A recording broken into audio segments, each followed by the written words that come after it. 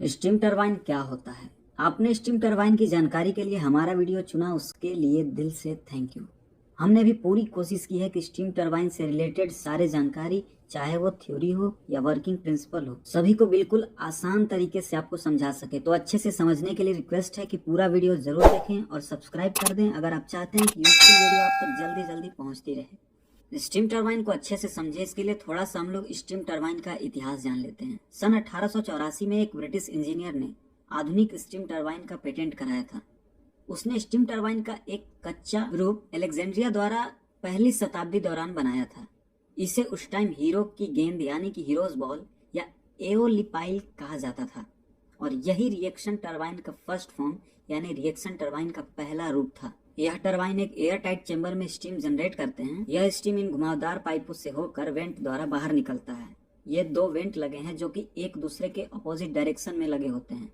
अब इस इमेज को देखकर आपको यह क्लियर हो रहा होगा कि क्यों इसे रिएक्शन टरबाइन कहा गया है, क्योंकि इन दोनों वेंट से जब स्टीम आउट होगा तो एक्शन का रिएक्शन यानी न्यूटन्स थर्ड लॉ, स्टीम बाहर निकलते हुए वेंट को अपोजिट साइड में धक्का देगा, जिससे ये प्रोसेस स्टीम के बढ़ते प्रेशर के साथ और तेज होता चला जाएगा। इस टरबाइन का पहला मॉडल इलेक्ट्रिसिटी जनरेट करने के लिए एक छोटे डायनेमो से जोड़ा गया था, लेकिन अब के समय में बिजली की खपत को देखते हुए कई मेगावाट इलेक्ट्रिसिटी जनरेट करने के लिए बड़े बड़े स्टीम टरबाइन का प्रयोग किया जाता है। स्टीम टरबाइन एक लार्ज मैकेनिकल डिवाइस है जो कि प्रेशराइज्ड स्टीम से मिला हुआ काइनेटिक एनर्जी को यूजफुल मैकेनिकल एनर्जी में कन्वर्ट करता है।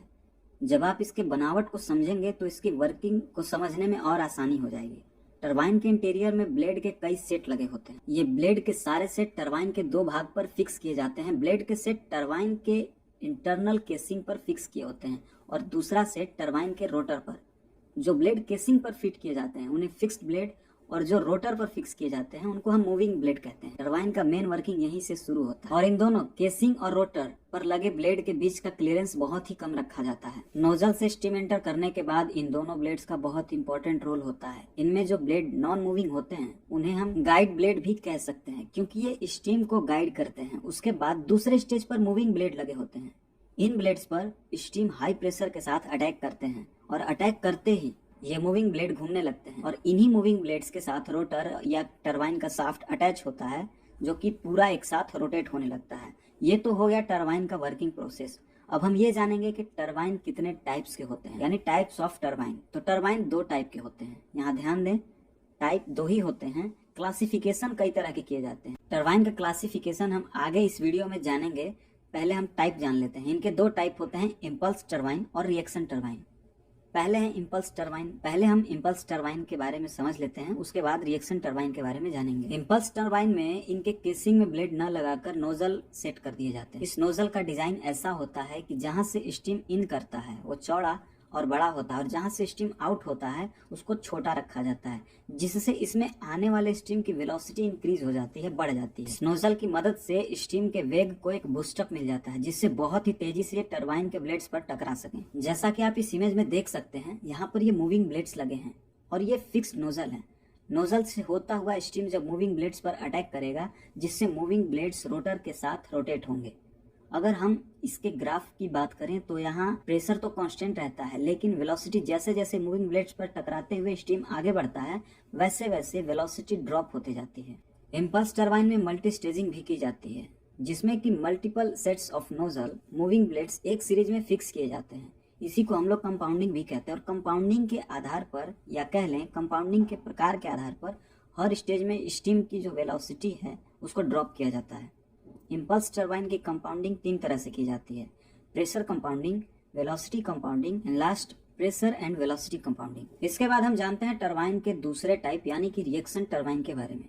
रिएक्शन टरबाइन में जैसा हम पहले ही जान चुके हैं, इसके दो ब्लेड्स होते हैं, एक फिक्स और दूसरा मूविंग। फिक्स ब्लेड केसिंग में अटैच किए जाते हैं और इन ब्लेड्स का शेप कुछ ऐसा होता है कि इन ब्लेडों के बीच में जो जगह होता है वो नोजल के जैसा ही क्रॉस सेक्शन फ्रेम में बना होता है। मूविंग ब्लेड इस टरबाइन में भी रोटर के साथ ही फिक्स रहते हैं। इसमें फिक्स ब्लेड स्टीम को गाइड करने का काम करते हैं और ब्लेड का शेप ऐसा डिजाइन ही किया जाता है जिसमें फिक्स ब्लेड पर स्टीम ग्लाइड करता हुआ मूविंग ब्लेड्स पर आता है। यहाँ पर स्टीम चलते ब्लेड पर ग्लाइडिंग करते समय एक रिएक्शन फोर्स प्रोड्यूस करता है। यही रिएक्शन फोर्स रोटर को घुमाता है। इसके बाद मूविंग ब्लेड से निकलते हुए स्टीम ब्लेड के अगले स्टेज में जाने के लिए फिर से फिक्स ब्लेड लगे होते हैं जो उसे गाइड करके मूविंग ब्लेड वाले स्टेज में भेजते हैं। रिएक्शन टरबाइन में फिक्स एंड मूविंग ब्लेड्स के हर स्टेज जैसे जैसे आगे बढ़ते हैं वैसे वैसे प्रेशर ड्रॉप होता जाता है, जबकि वेलोसिटी फिक्स ब्लेड में इंक्रीज होती है और मूविंग ब्लेड्स में ड्रॉप होती है, और ऐसे ही दोबारा से फिक्स ब्लेड में बढ़ती जाती है और मूविंग ब्लेड्स में वेलोसिटी ड्रॉप होते जाती है। जैसा कि टरबाइन टाइप्स बताते टाइम मैंने कहा था कि टरबाइन के टाइप्स और क्लासिफिकेशन अलग अलग होते हैं, तो टाइप्स तो आप जान लिए। अब एक नजर टरबाइन के क्लासिफिकेशन पर डाल लेते हैं। स्टीम टरबाइन को कई प्रकार से क्लासिफाइड किया गया है और ये क्लासिफिकेशन डिपेंड करता है उसके mode of operation, constructional features और स्टीम पैरामीटर। अगर हम बात करें according to blade design classified की, तो ये 3 टाइप के होते हैं, इम्पल्स, रिएक्शन और इम्पल्स रिएक्शन टरबाइन। उसके बाद बात करें on the basis of steam flow, तो ये 2 टाइप के होते हैं, एक्सियल फ्लो टरबाइन और रेडियल फ्लो टरबाइन। और on the basis of pressure turbine की बात करें तो high pressure turbine, low pressure turbine and medium pressure turbine होते हैं। इस तरह के क्लासिफिकेशन के बाद हम main components of steam turbine की बात करेंगे। आमतौर पर एक स्टीम टरबाइन हाई प्रेशर के साथ साथ हाई स्पीड पर घूमता है, तो एक टरबाइन को डिजाइन करते समय और उसके मेन कंपोनेंट्स को डिजाइन करते समय विशेष ध्यान रखा जाता है।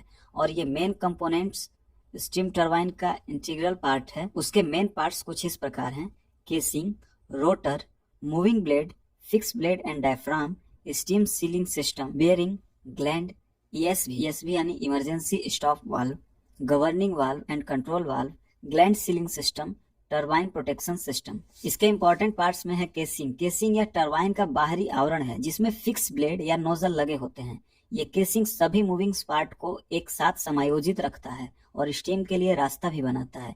चूंकि स्टीम टरबाइन का ऑपरेटिंग टेम्परेचर बहुत ज्यादा होता है, इसलिए केसिंग को क्रोमियम और मोलिब्डेनम एलॉय स्टील के साथ आमतौर पर कास्टिंग करके बनाया जाता है। केसिंग रनिंग टाइम में नुकसान न पहुंचाए, इसके लिए कई तरह के टेस्टिंग और हाइड्रोस्टेटिकली टेस्टिंग करके कंफर्म किया जाता है। इसकी कास्टिंग 2 भागों में की जाती है।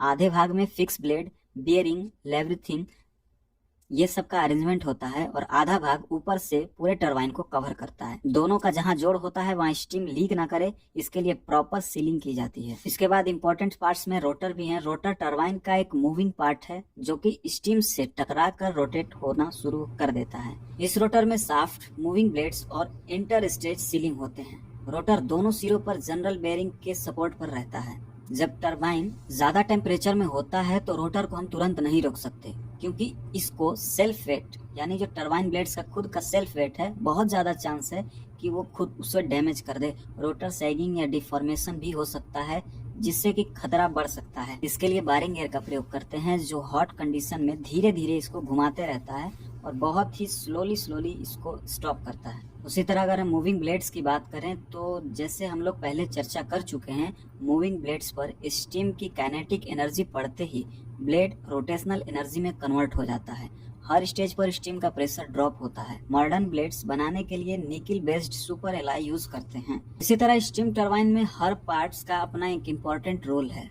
नेक्स्ट आने वाले वीडियो में ESV, ग्लैंड सीलिंग सिस्टम, इन सभी पर कंप्लीट डिटेल्स की वीडियो बनाएंगे और इन पर एनालाइज करेंगे। तो हर नए टॉपिक पर वीडियो जल्दी मिल जाए, इसलिए सब्सक्राइब जरूर कर लें। और स्टीम टरबाइन का ये वीडियो अच्छा लगा हो तो एक लाइक जरूर करें और दोस्तों के साथ शेयर करना ना भूलें। Thank you.